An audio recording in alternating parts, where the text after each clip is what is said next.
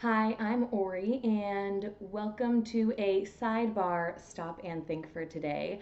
I'm actually just finally catching up on this Dr. Erickson video that has been circulating. I spoke last time about a video that was released by Sarah NP and how she falsely extrapolates some data in order to make some conclusions that I don't think that can be made. I'm starting to watch this and I'm realizing there's some similar takeaways to be drawn here, and I just have to do a quick sidebar, kind of part two of that video titled Facts Don't Matter If You Don't Think. Now, what Dr. Erickson is doing is he is extrapolating some numbers based on testing, but you have to understand the group that went into that testing to assess the validity of that extrapolation. Okay, so let's see. We did that initially, and over the last couple months, we've gained a lot of data. Typically in Kern County, for instance, we've tested 5,213 people. Wait, they've tested 5,213 people. We have 340 positive COVID cases. 340 positive COVID cases? Yes. Well, that's 6.5% of the population, which would indicate that there's a widespread. So he concludes that because 6.5% of the people tested, 6.5% of the population has COVID. We have 33,865 COVID cases out of a total of 280,900 total tested. That's 12% of Californians were positive for COVID. He just said that in one county, 6% of the tested patients were positive for COVID. Now in California, he's saying 12% are positive, and he's specifically using this higher 12% number in his extrapolation, okay? We have 39.5 million people. If we just take a basic calculation and extrapolate that out, that equates to about 4.7 million cases throughout the state of California. You're right, Dr. Erickson. That is a very basic calculation, but I don't mean that as a compliment to your ability to do some basic math. It is completely oversimplified. In order to get a test in California, you have to exhibit some symptoms, okay?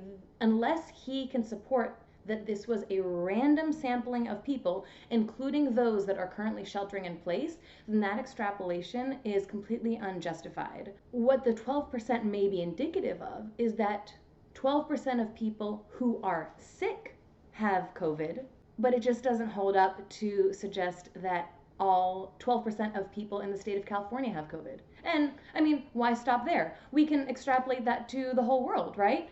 Medicine doesn't follow the bounds of some fictitious state lines. Maybe it's 12% of the West Coast or 12% of the US.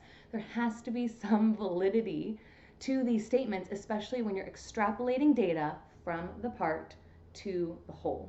We've seen 1,227 deaths in the state of California with a possible incidence or prevalence of 4.7 million. That means you have a 0.03 chance of dying from COVID-19 in the state of California. I also wanted to mention that 96% of people in California who get COVID recover. Oh, really? So 96% of people recover. What does it mean if you don't recover? Oh, that's because they died.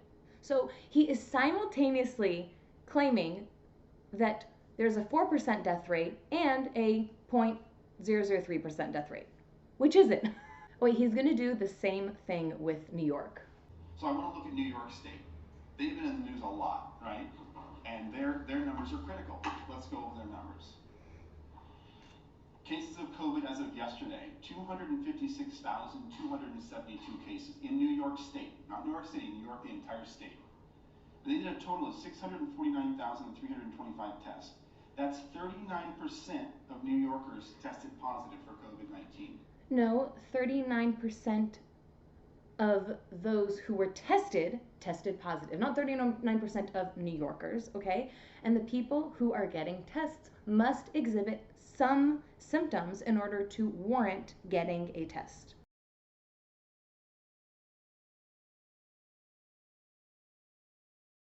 So how many deaths do they have?